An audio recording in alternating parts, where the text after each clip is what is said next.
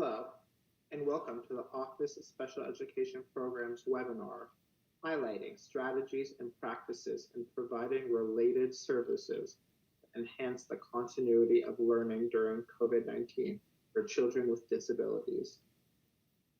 Before we begin, some logistics for today's webinar. All attendees will be muted for the duration of this webinar. To submit questions for speakers, please use the questions icon on the GoToWebinar control. This questions box should be used only for questions related to webinar content. For help with GoToWebinar and technology issues, please email osep-meeting@air.org. If you are joining us from our YouTube live stream, please email your questions to osep-meeting@air.org. A link to closed captioning for this webinar is available in the chat and can be found in the YouTube live stream's description. Links to the resources that our presenters share will be posted in the chat and can be found on the OSEP Continuity of Learning homepage, where the archived webinar will be made available for the next few days. Thank you once again for joining us for today's webinar. We will begin with a word from OSEP Director Lori Vanderploeg. I will now hand it over to OSEP Director Lori Vanderploeg to kick us off. Hello, I'm Lori Vanderploeg, the Director of the Office of Special Education Programs at the U.S. Department of Ed. Thank you for joining us today for our second in a series of webinars. Resources that you may find useful as teachers, providers, parents, and others who are working during these challenging times to continue to provide services to children with disabilities and their families. These webinars are designed to highlight ready-to-use resources, tools, and practices to support the developmental, educational, behavioral, and social-emotional needs of infants, toddlers, children, and youth with disabilities through a remote and distance learning. Today's webinar is focused on the provision of related services, and we have partnered with several of the many professional organizations focused on related services to share information with you today. As noted in IDA, related services refer to a host of services including transportation, developmental, corrective, and supportive services required to assist a child with a disability to benefit from the special education and fully participate in their school and early intervention program. Related services are a critical part of addressing the unique needs of each child with a disability.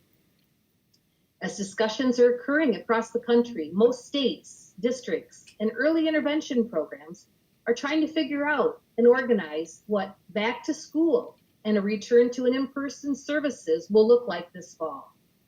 For many, current plans will include some continued form of distance and remote learning, and the provision of related services needs to be a part of those discussions. OSEP-funded investments, along with our national organizations, are working to support these state and local efforts, specifically focused on children with disabilities and their families.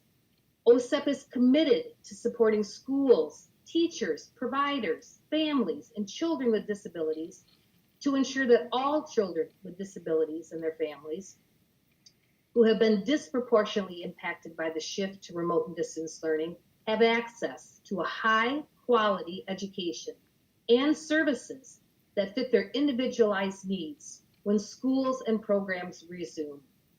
We are also working to ensure that a remote learning is part of the service delivery, that we continue to enhance the quality of those services to minimize the long-term impact of this disruption on opportunities to learn.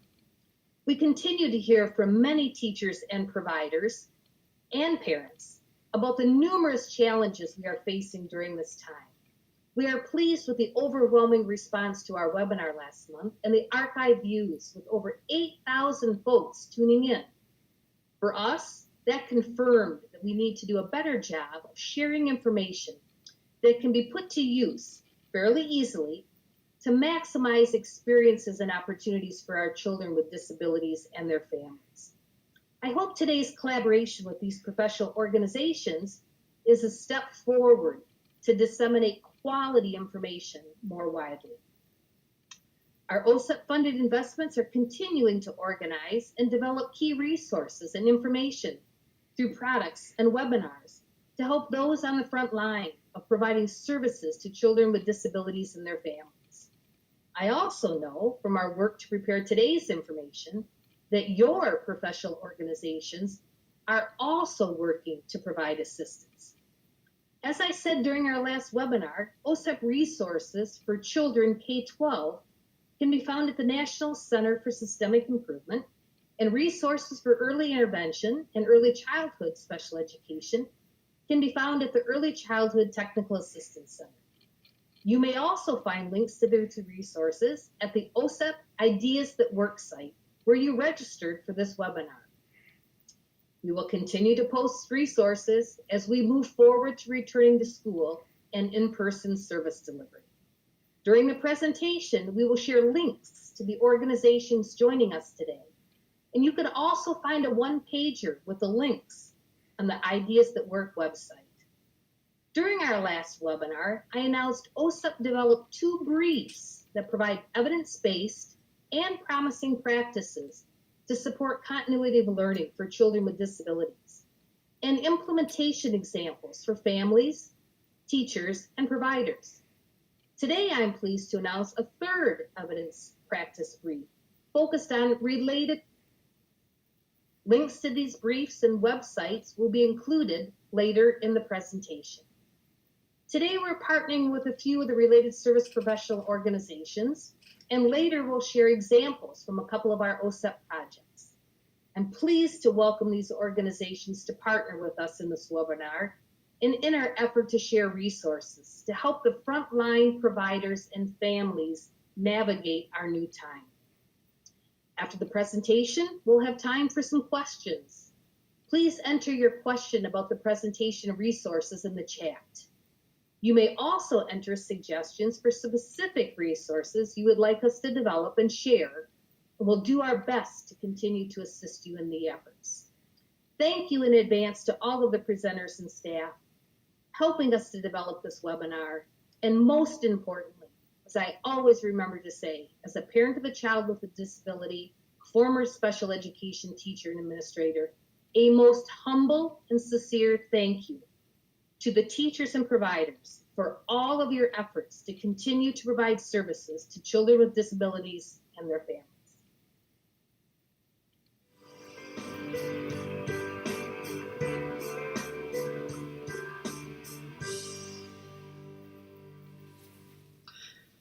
Thank you to OSEP for this opportunity to share some of the resources that the National Association of School Psychologists has developed in response to the pandemic. NASP has created the COVID-19 Resource Center, where all related resources are located, and you can access these from the front page of our website. Within the Resource Center, there are 3 broad types of information. First, the Ask the Experts webinar series and the accompanying guidance documents. Secondly, resources for practitioners, families, and educators addressing virtual services and special education, crisis response, and school mental health. And thirdly, a variety of supporting documents accessible to the public. I'm going to take you quickly through some of what you might find in each of these areas. In early March, NASP began creating a series of webinars designed to help practitioners explore problems of practice related to remote service delivery. Each webinar was led by our nationally recognized expert scholars, exemplary practitioners, and external stakeholder partners. Since that time, we've created 21 webinars that address critical questions of practice, provide advice and guidance, and offer suggested strategies and resources. There are 3 types of webinars in this series. We have webinars that offer general guidance for school psychologists on how to adapt their services for virtual environments, and also webinars that provide specific recommendations for how to plan and deliver IEP services, such as counseling and behavior supports, or how to conduct virtual suicide or threat assessments. We also created the Return to School Special Series, which addresses both academic and mental health issues, and talks about how practices must be adjusted when we return to school. Can't just pick up where we left off in March, and these webinars help school psychologists navigate this new territory, keeping in mind the importance of understanding how students might have experienced trauma and loss over the last few months, while also remembering the importance of utilizing MTSS processes and practices that enable valid and reliable decision-making. While not all the webinars are public in the special series, each webinar is accompanied by a written guidance document that is publicly accessible. This includes the newly released document compiled by NASP and the American School Counselor Association addressing school reentry considerations for social emotional learning and mental and behavioral health. We also have a variety of resources available for families and educators addressing all different types of mental health needs. Many of the topics are translated into other languages. As we all know, the pandemic and the protests have brought many equity issues to light. Here we have resources to address equity considerations for service delivery and resources to help people better understand COVID-related racism. Additional resources related to social justice are available on the NASP website, including adaptable lesson plans for educators and other resources addressing racism, privilege, intersectionality, implicit bias, and supporting vulnerable populations. The newly released NASP Framework for Effective School Discipline offers evidence-based strategies for school discipline policies and practices that are critical to promoting students' successful learning and well-being. And as we return to school, we will need to carefully consider how our schools create safe, welcoming, and supportive environments for all children. NASP's general school safety resources, including our guidance for measuring and using school climate data, and our Prepare Crisis Prevention curriculum can help address these needs. All in all, we've worked to create the resources and information that we believe will help schools and families support the mental health and learning needs of students, whether they be participating in class virtually or face-to-face. Thank you.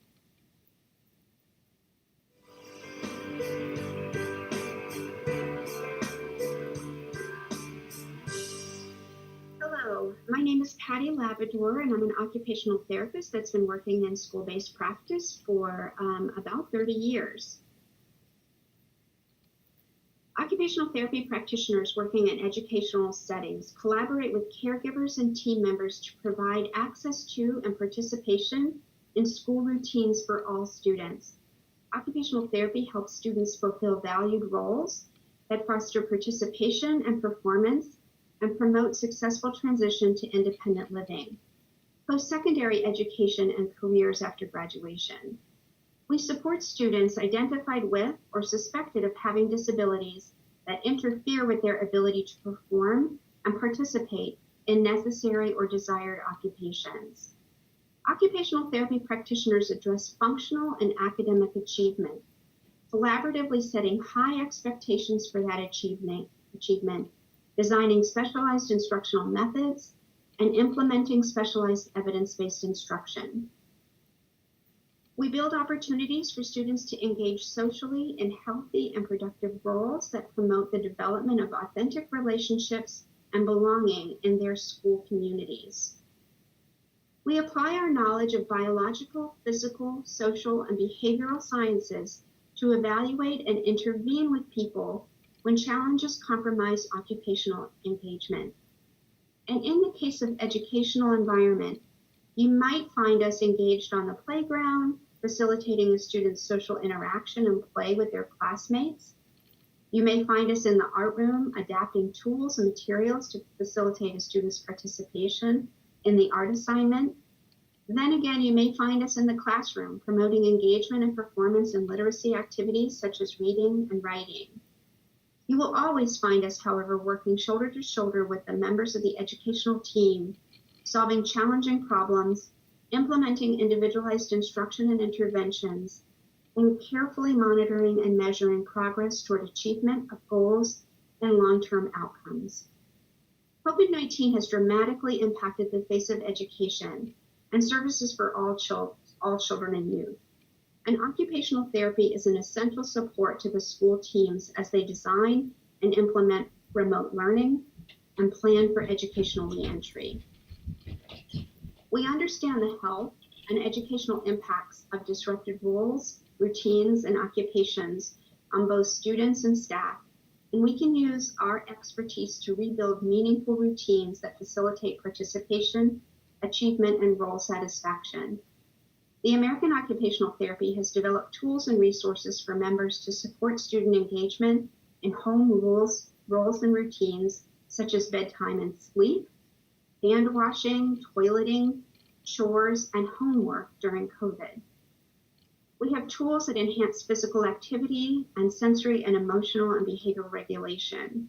We collaborate with family and team members to access, evaluate, and optimize PPE, conduct contact risk assessment, and use technological interventions. These resources and many others can be accessed at the AOTA website at aota.org. Occupational therapy practitioners are uniquely positioned through their understanding of the relationship of occupation, health, and well-being to find scientifically grounded and practical solutions to the challenging occupational needs of schools and school teams at this time. Thank you.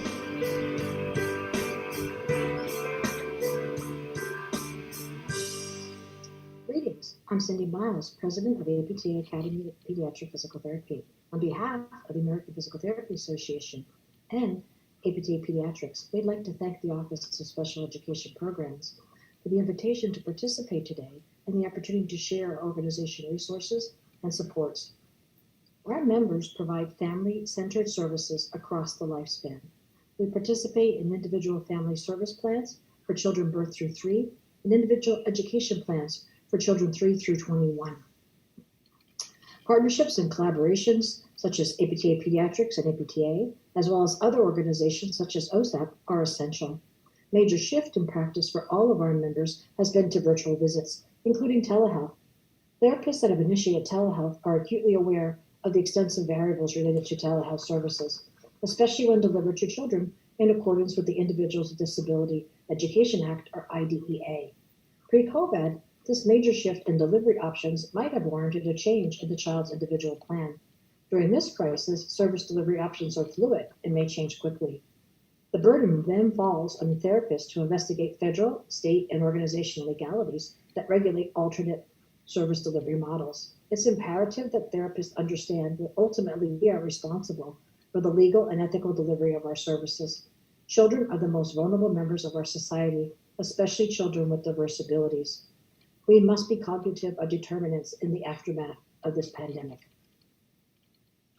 When schools reopen and IEP services resume, we will be negotiating unfamiliar pathways. The IEP team must be at the table when determining related services. During a school closure, if a district continues to provide educational opportunities to the general student population, they must ensure that students with diverse abilities have the same opportunities for equal access, including virtual video visits, instructional telephone calls, or perhaps home-based services. Employing ethical and clinical reasonings, therapists must consider individual family priorities and circumstances when they determine appropriate services and delivery models to meet each child's and family's concerns and goals. So whether you're just testing the waters or you've already jumped in, the resources we've provided on the next few slides will enhance your options. Early intervention resources for both therapists and families. Telehealth resources. We must stress the importance of advocacy to champion for ongoing telehealth as an adjunct to direct services going forward.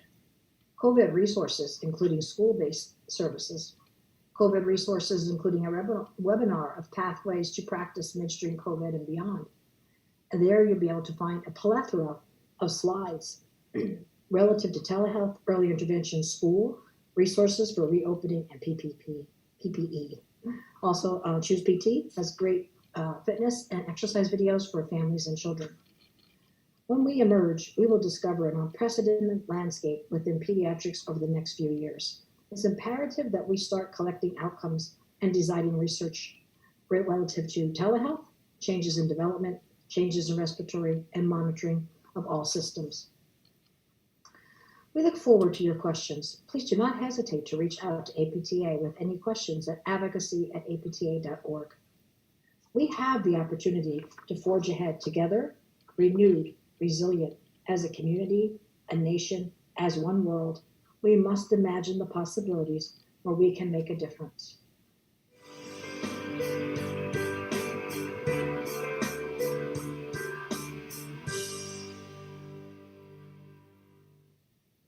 The American Speech-Language Hearing Association, ASHA, is the national professional, scientific, and credentialing association for 211,000 members and affiliates who include school-based audiologists, speech-language pathologists, or SLPs, and audiology and speech-language pathology support personnel.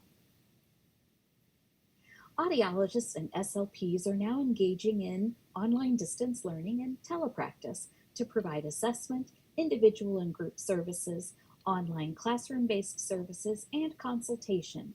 Here are two of the resources created to support our members' decision-making. For SLPs in early intervention, ASHA developed a series of recorded web chats with experts on conducting evaluation and intervention via telepractice, as well as how to empower families and professionals. Here are a few of the resources ASHA has developed for families of children ages birth to 3 who have expressed concerns about telepractice and their child's progress during this time. Educational audiologists make sure a child's hearing devices are working and that teachers and other students model good communication strategies. While at home, ASHA has tips for parents to help them care for their child's hearing health and optimize communication. In preparation for the new school year and the continued use of masks, ASHA has urged the CDC to consider the use of clear face masks and other flexible communication to protect people with hearing and other communication disorders. Here are some tips on how to engage students using digital platforms. Use a visual schedule and create a consistent structure for each session. Consider what motivated students during in-person service delivery and find virtual options. Consider adjusting the length and time of day to increase student participation. For students using AAC, utilize parent coaching to integrate language activities into daily routines. Adapt technology options such as document cameras, screen mirroring, or a large TV screen with a headset to minimize auditory distractions. Recognize that speech and language services will look different for each student. Parents and other educators can support the audiologist and SLP by working together to find creative and flexible solutions to meet individual student needs.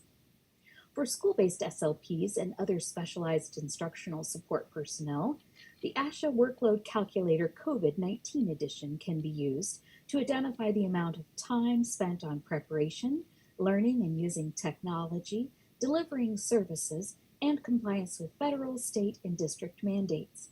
The Telepractice Checklist provides information for preparation and planning when providing services via telepractice. The Documentation Checklist helps SLPs organize and record each step of service delivery and data collection in one document. As schools are considering returning to face-to-face learning, ASHA has developed considerations for audiologists and SLPs. Visit asha.org for more information. Thank you.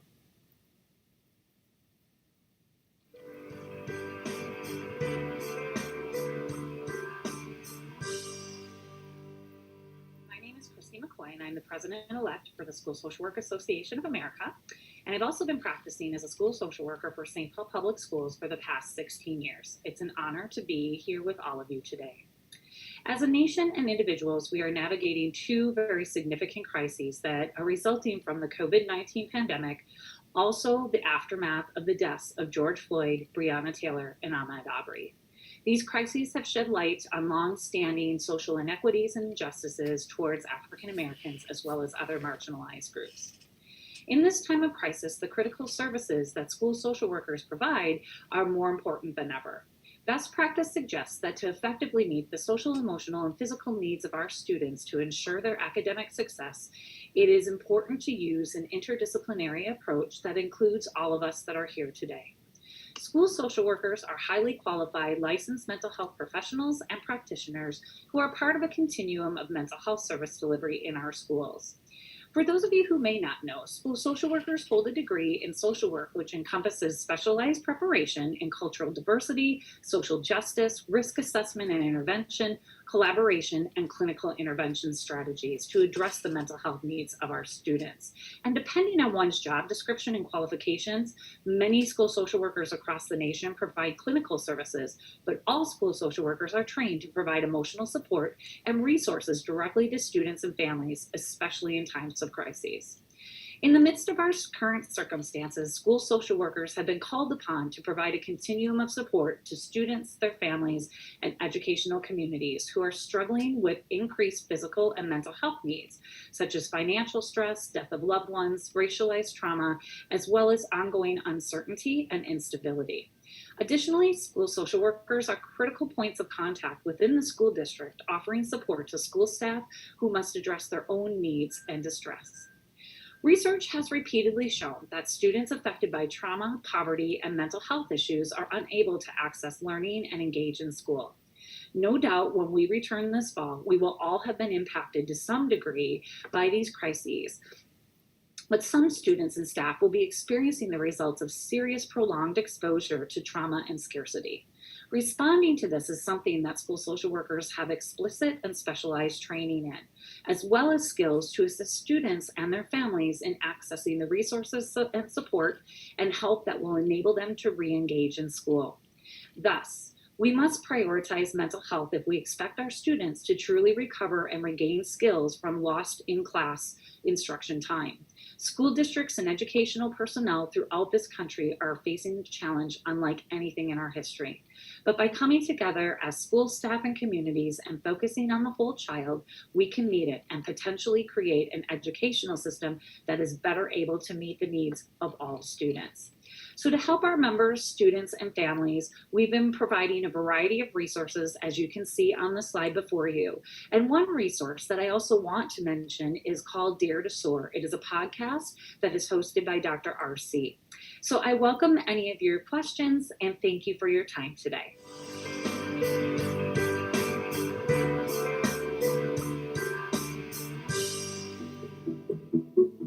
ECTA Center has collected resources to support remote service delivery and distance learning during the COVID-19 pandemic. We use this term to describe the remote provision of services and supports using audio or video technology, connecting providers and educators with parents or other caregivers to facilitate their child's learning and development throughout their daily activities and routines. On our website, practitioners will find a variety of resources, including checklists and video examples to help illustrate what high-quality remote service delivery might look like during the pandemic, including considerations for addressing equity.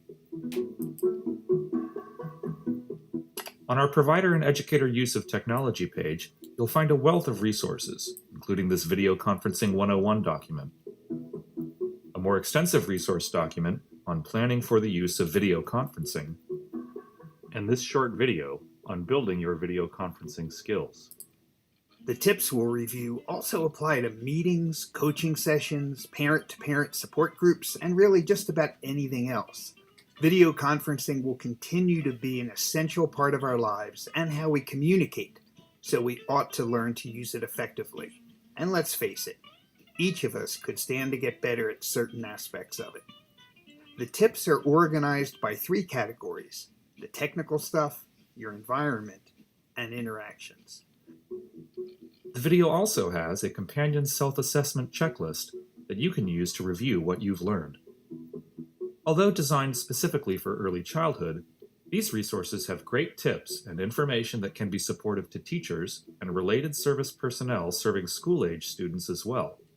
While content will vary, the effective strategies are often the same. Further down this page, you'll find a number of video examples that illustrate home visits during the pandemic. In Supporting Grayson's Family, an early interventionist works with a family to identify strategies for embedding sign language during snack time. It is so important to embed strategies in the family's daily routines. I know that they're different right now, but for Matt and Nikki, they've got those routines that they do every single day. Gives Grayson multiple opportunities during the day to practice them, which helps him master those skills. One of the opportunities that we had at the visit was he was having snacks, so he was able to do the sign please for them, and it was just a natural opportunity for them to then model thank you. If he didn't have hearing loss, he would just tell him to say thank you, but instead we have to sign it. I kind of enjoy it. I always wanted to learn sign language, so I guess I have to learn a lot of it. When he wants something, we try and get him to sign eat if he wants eat, or please, and then we give him what he wants. And thank yous have been a little tough.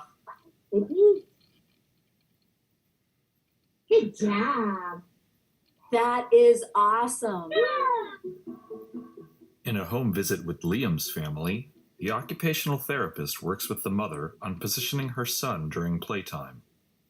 Bueno, nosotros hemos estado trabajando en esto de sentarse, porque el bebé como tiene hidrocefalia, pues no tiene mucho balance y hemos tenido un poquito de dificultad para eso, para sentarse. Pues hemos estado trabajando en esto y Miss Marta me ha enseñado algunas posiciones para sentarlo y ejercicios para las piernas y para el balance, y he estado mejorando bastante. Volviendo, me gusta como lo tiene usted ahí sentado en su pierna. Esa también es una buena posición porque tiene sus rodillas como a un nivel de 90 grados y sus tobillos también, y tiene los piecitos firmes, planitos. Entonces esa es una buena posición también para tenerlo él mientras juegan. Y yo lo pongo así y entonces le hago fuerza en las rodillas. Así. Exactamente, perfecto. We hope you will explore these items that we've collected to support your work providing remote service delivery and distance learning opportunities for all young children and their families. We'll continue to work to support state IDEA early childhood programs with updates to these pages. Find us online at ectacenter.org.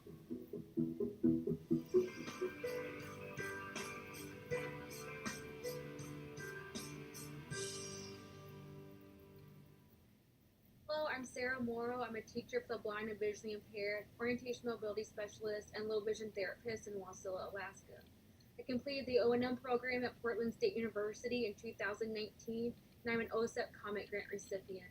Early 2020, a colleague and I wanted to launch an interactive online class for a handful of students who live in remote areas to address loneliness and the sense of belonging, as they may have been the only student in their school or community.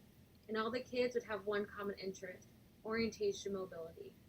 But as you all know, COVID-19 hit. We no longer had access to those students or their orientation mobility specialists or their school district's support, and the kids did not have internet access.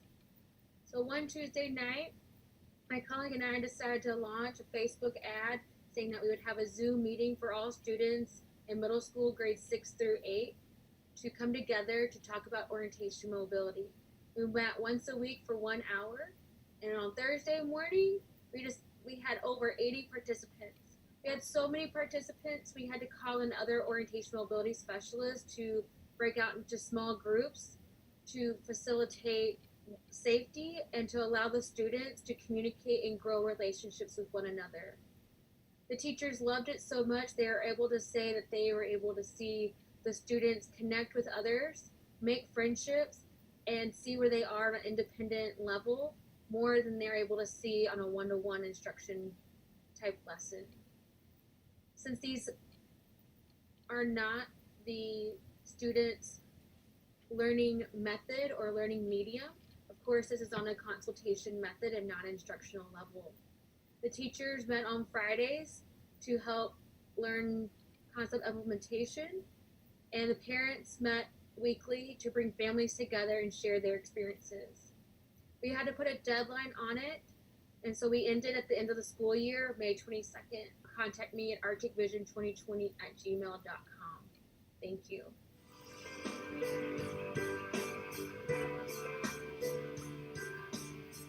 Good day. My name is Dr. Beth Foster. I am an associate professor in adapted physical education at the California State Polytechnic University in Pomona.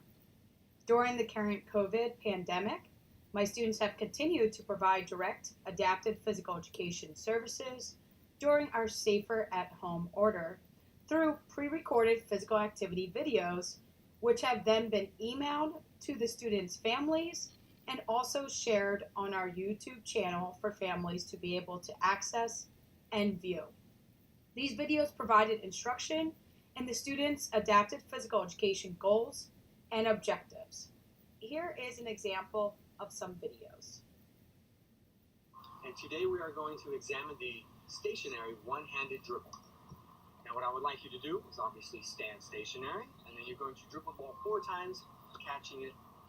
Wow. Now this is demonstration number 1.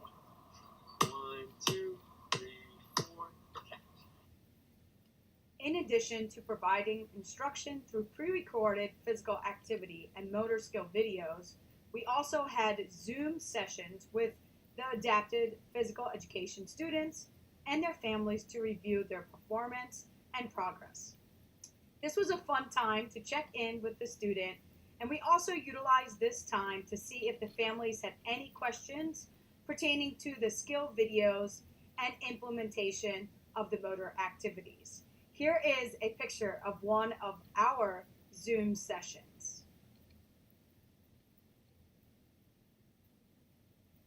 To further provide direct adaptive physical education services, we developed an individualized physical activity month calendar based on the students' abilities and skills. The calendars contain activities for each day of the month.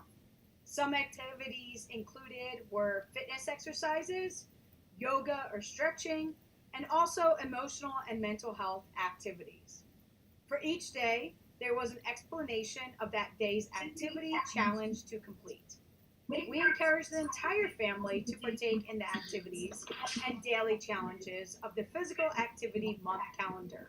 I will now provide some examples and explain each of the calendars to you. You can see on this calendar a bunch of various physical activities working on various motor skills for each day of the month. For this calendar, each day of the week is based on a physical activity theme, such as Meditation Monday, Cardio Thursday, and Balance Friday. Thank you so much for learning how we provided direct APE services.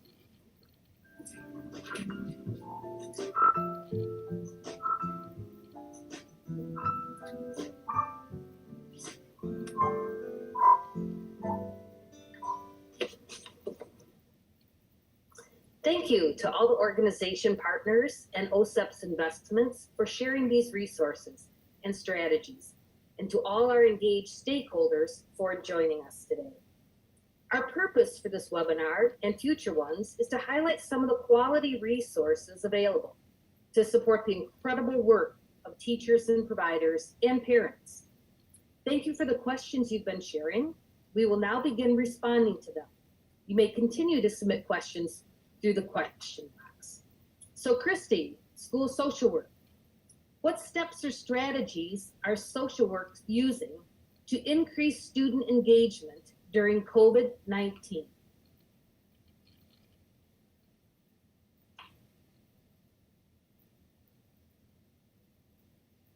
Hi, Lori. It looks like Christy's having some audio issues right now. Oh, maybe she's set. Christy, go off mute. We can't hear you. Christy, you're on mute. Lori, give her a wave so that she knows. Christy, you're on mute.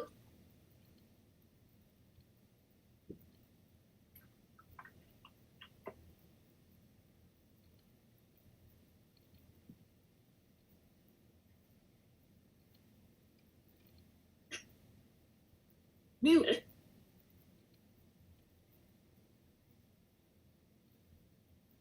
Okay, she's saying that she's off mute. So why don't we over to another question that came in, Lori, and we'll see if we can work on the back end to get Christy up and running again. All right, let's try Cindy from ATPA. So Cindy, when delivering physical therapy through telehealth, what are some key practices to be more effective?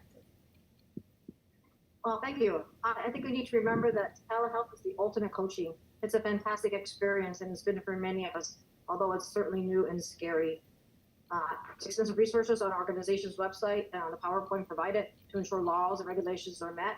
Check your malpractice coverage. Investigate the differences between occurrence and claims made policy, and there's some good articles related to that on insurance carriers. Document the criteria for providing virtual visits and when to resume face-to-face or hybrid face-to-face and telehealth. You want to protect both the family and the provider by doing this. Determine if evaluations are appropriate. and each should find a discipline-specific tools to provide for virtual evaluations. And maybe it might be appropriate for a face-to-face eval and then move back to telehealth.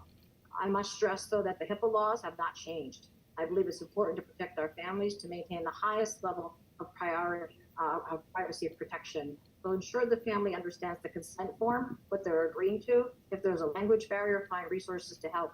And the consent must come from the parent, not the child. I've seen lots of language that's just automatically put in there that says Joey consented to and Joey agreed to and Joey's a 2-month-old baby. So pay attention to that. Find a secure platform to conduct. There's a resource list that's provided on the slides, as well as all your professional organizations have those, and keep them secure. There are barriers to technology. Provide the resources for the family-related technology. There's grants, there's free internet. Coordinate with your service coordinators or your school individuals with the family and put them in the direction that works for them. Again, if there's a language barrier, the same as above. Be prepared for every visit to maximize your time. Practice, practice, practice. It's new to most of us, and some of us might not even have heard the word 3 to 4 months ago. Take advantage of online training. Don't stop seeking training. There's increasingly more resources available to consistently improve how you're implementing to our diverse families. Prepared, look up for secure room, adequate space, quiet. Check your background. Always ensure you're having eye contact with the family and the child. Wear a different top, one color from the top to the bottom, so that the family can see your movement and the child can see your movement. Wear a mic if you step away from the computer, so the same level of engagement is there. Check your lighting, and most important, think about engagement. Continue to look for resources, games, and apps. I was excited to hear our therapist's enthusiasm for the family's engagement. It was great for all that were not EI providers to understand the beauty of early intervention that many of us love. Keep in mind you're a guest in the family's home and respect the unique cultural and ethnic environment. Send them home exercise programs and give them a list for them to have. Safety is a priority. Make sure that that they're present, an adult is present, especially if the child's younger or using adaptive equipment. Use your clinical judgment here at what age you might want to, and just let the child be. Adequate space for the family. Follow up, ask for feedback, and readjust as needed. Track those outcomes and recognize novel signs or symptoms that might be related or unique to COVID-19. Put your detective hat on because there are changing signs and symptoms. And this is only the beginning. Let's think about research and when you would start your next case study. Thank you. Stacy from NAS. This is a question I hear quite often. When we resume assessments, what will we need to do differently? Well, the most important thing that we're going to need to do is remember that the impact of the trauma and the disruption of school will be significant for most kids. And we need to really figure out what that is in terms of their student performance. If we don't consider that right from the start, we're in danger of identifying kids for special ed inappropriate. That said, it makes a lot of sense that instead of diving right back into our assessments, we actually implement a course of class-wide interventions for students as a way of leveling the playing field. Once we know that kids have had consistent instruction for a period of time, then we can think about screening for their special ed needs and also the potential of moving to a full evaluation. I think NAPS has created some webinars and some guidance documents that will help people navigate this, and I encourage people to look at our website and check those out. So in the fall, a lot of what we do heavily depends upon how schools actually look. If schools are virtual, we are limited on our available, valid, and reliable standardized tools, and we're going to need to rely much more heavily on curriculum-based measurement, and RTI, and other types of ecological assessment. If schools are face-to-face, we'll need to consider the impact that any modifications to the testing environment could have on students. For example, if a student and a grown-up are required to wear masks, face shields, or work behind protective barriers, I've heard all of these different things suggested in schools, well, then all of those things impact validity and reliability. So we have to actually ask ourselves what that impact is, and we need to make adjustments for that. So for example, if a child is in a situation where they are doing that, we have to ask, how will that impact their ability to hear? How will that impact their rapport? How will that impact their comfort level during the assessment? And all of those modifications need to be noted in the evaluations. And those testing results, if we feel that they have impacted the kids significantly, we need to be very cautious in making any type of high-stakes decision-making based on those results. We have to remember that there are no assessment norms that reflect gaps in instruction for up to 6 months or the potential trauma that kids may have experienced during this time. And so to do our best for kids, we need to rely on our MTSS processes, we need to use good collaborative decision-making, and we need to try and use the most valid and reliable assessment processes that we can come up with. Great, thank you. Patty, OATA, how can occupational therapy support schools and school teams as they both continue to provide distance learning to students and prepare for return to school? Thank you for this question. I think it's really important. And I'm going to echo a little bit of what Stacy said earlier. Since the start of the pandemic, OT practitioners have been collaborating with teams to prioritize learning goals and identify effective instructional methods that can be used during distance instruction. We're working with teaching staff and related service providers to promote accessible instruction, provide adaptive strategies and materials, and establish ways for students to engage in learning activities and demonstrate their understanding.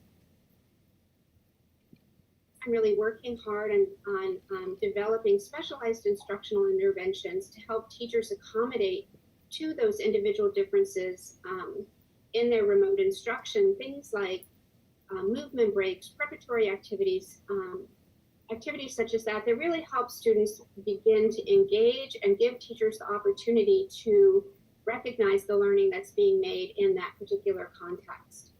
We're facilitating methods to help students adjust to new routines associated with distance learning. Pacing and sequencing to reduce eye strain and fatigue is an example of that. Along this line, OT practitioners have been working with teachers and school staff to coordinate student access to needed educational resources, like visual supports, learning software, positioning devices, all of which are critical to student learning. Simultaneously, we've been working with caregivers to manage disrupted routines and build new ones at home. We've been coordinating with caregivers and students to find creative ways to facilitate and carry over their learning through self-care, chores, play and leisure, and education, all occupations of value that are not only valuable for learning, but also are very helpful to support family life during the pandemic. As we ready for re-entry, OTs are hard at work helping school and caregivers build the effective roles and routines that promote engagement and learning. We have built a number of resources on the AOTA website that really help look at roles, look at routines, and help with the decision-making processes of how to support families and school teams engaged in those activities. So we'd like to invite you to take a look at our website to capture a few more of these resources. Great, thank you. All right, Stacy, Asha. My district is requiring that I see students on my caseload via telepractice. Do I need to adhere to the same regulations and professional guidelines I did before COVID-19? Short answer, yes. In some states, audiologists and SLPs need a teaching credential, and in others, they need a state license. So we counsel people to be mindful of those requirements. You know, during the pandemic, many states have added flexibility and relaxed some rules around telepractice and telesupervision. However, others have not. So ASHA developed a state-by-state telepractice tracking chart to help audiologists and SLPs know what's allowed within their state. As far as professional guidance around decision making, you know, best practice still applies in a digital format. So when you're working with students with communication needs and distance learning, educators can continue to work on slowing down your speaking rate to give students time to process, to add emphasis to the important parts of your message so that students are attending to what they need to be mindful of. Using visuals and gestures. You know, I hear people talk about camera fatigue. They get tired of being on camera, but our faces give a lot of information about our message. So it's important for students to be able to see those. Repeating instructions, providing instructions in writing so that students can refer back if they've missed a part of the message. being explicit about the hidden curriculum involved in online instruction. I think we need to be aware of making it really obvious for kids where they need to go, what they need to do, and the expectations for them to participate. And then just providing wait time. We know that even providing 3 to 5 seconds of wait time will yield higher accuracy in responses. More kids are willing to respond, and you get less of the I don't know responses. So feel free to ask your school speech language pathologist or educational audiologist for more information. Great, thank you. Christina, ECTA. Are there resources to support the preschool 619 teachers and providers to support how they can plan distance learning for preschool aged children? Thanks, Lori, and that's a great question. There are a lot of good resources for preschool on our webpage, but this question gives me a chance to highlight a couple of new videos that were posted specifically for preschool, supporting preschool age children and their families. So on our provider educator use of technology page, where you'll find all these resources, including videos, I want to point out there's a new video called Preschool Remote Learning During the Pandemic at Tarver Elementary. And that video has a gen ed teacher, an itinerant early childhood special ed person, and a SLP. And they describe together how they did remote learning services during the pandemic, how they reached out to families, how they did synchronous and asynchronous activities. And specifically, they talk about how they supported children on IEPs. And there's a second video, again, that was specifically targeting preschool, and that's called An Inclusive Preschool During the Pandemic, Remote Learning at Big Walnut Elementary School. And that video illustrates how 2 preschool education interventionists worked together. They figured out how to do remote learning services for their inclusive classroom. So they used their typical classroom visual schedule, and they provided synchronous and asynchronous activities again, and figured out how to provide individualized supports for children with IEPs. So I hope you'll see there's a lot for preschool folks on our website, and I hope preschool folks won't discount some of the home visiting videos that we have online. Because although those children in the videos might be younger ages, much of the content really relates to communication with families, coaching and supporting families virtually. And so much of that content is relevant across all ages. Great, thank you. Sarah, she's our orientation and mobility specialist from Alaska. So from a rural area, so is there a good resource for how to do distance consultation for children who are blind and visually impaired? Sure, thank you for that question. I want to reiterate and echo what everyone else has been saying, and also for any person working with students that are blind or have a visual impairment, including those that are nonverbal or have a neurological vision loss, to always consult with their teacher for the visually impaired in their local area that's working with the students, including early intervention specialists. As far as distance consultation, please visit arcticvision.org, and there's a tab More Info, and there will be a link to Portland State University module on providing distant consultation and when to role release to either a paraprofessional or a parent or caregiver to review any of the content that's been taught to any of the students, as well as Path to Literacy has a great amount of resources for anyone working with blind or visually impaired. ACVREP is our credentialing, and they have all of our code of ethics and scope of practice, so make sure to check those out. Thank you for having me today. Yes, great, thank you. Try one more question. Christy from social work. How are school social workers meeting the need of the social emotional of students through distance learning? All right, can you all hear me? Yes.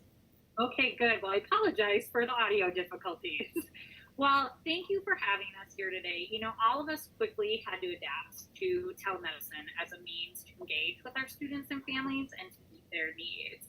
And school social workers found that as much as we might try to follow the schedule of a regular school day, many of us worked well into the evenings in order to reach our students and families and to provide the support that they needed. Furthermore, we continued individual and group sessions with students to increase their engagement and to provide for their support. In addition, one of the things that I did is I facilitated the education support group as well as the grief group to really address some of the needs. And that was a combination of our gen ed students as well as our special education students. Now, typically, school social workers would also conduct home visits as a way to not only increase engagement, but to meet the social emotional needs of our students.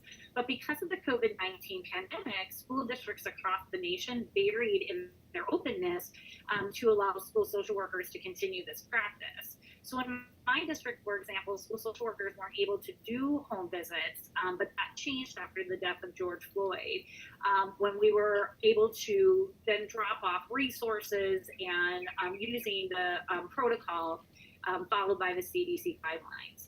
And one of the things that I just wanted to mention that was in our slides, we got really creative in meeting the social emotional needs. We found some of our social workers were using asynchronous mechanisms like Kahoot and fun ways, games to talk about intense feelings. We had social workers reading books. We did a lot of different engagement, whether that was teaching about visualization exercises, how to cope with those intense feelings, and creating virtual offices and calming spaces for them as well. So those are just a few ideas of how we engage with our students and help meet their social emotional needs. Great, thank you. We have time for one more quick question with Stacy from NAS. Are there any aspects of virtual service delivery that should or could be incorporated into practice when we return to school? Oh, absolutely. We heard from a lot of our members of some really terrific things that came from this. We heard about kids on the autism spectrum and kids with internalizing disorders who actually found it easier to engage in counseling because they were using technology, because they were not in a face-to-face environment. So I think we need to, really think about how to do that with each one of the kids and their needs. We heard teachers and school psychologists who were collaborating and coordinating their services much more because they could just dial up the number and call them, and it made it just so much easier to access them than waiting for them to come at the end of the week at their scheduled time. We heard from school psychologists that they really felt like they saved an enormous amount of time that by not driving from school to school, and they were able to actually put that into prevention-based services for kids and intervention-based services for kids. And so I think we need to really think about that for rural areas and how we might be able to provide more expedited services and quicker services, more thorough services as a result of being able to use these virtual things. In my mind, we should use each of these little discoveries as a way to think about how to use virtual technology to enhance the services for kids in the future so that we can make sure that they get and are able to access the services that they need to be successful in school. Great, thank you. All right, our time is almost over. So again, thank you to the presenters and participants. We hope you will find resources shared today very helpful. We continue to navigate these challenging times. Through our funded investments and collaborative partnerships, OSEP is committed to supporting your continued efforts to improve services and supports for children with disabilities and their families. Our next webinar will be held on August 4th from 2 to 3:30 Eastern Standard Time, and we plan to highlight a new and strategies focused on back to school. We look forward to seeing all of you then. Thank you for attending, and good luck.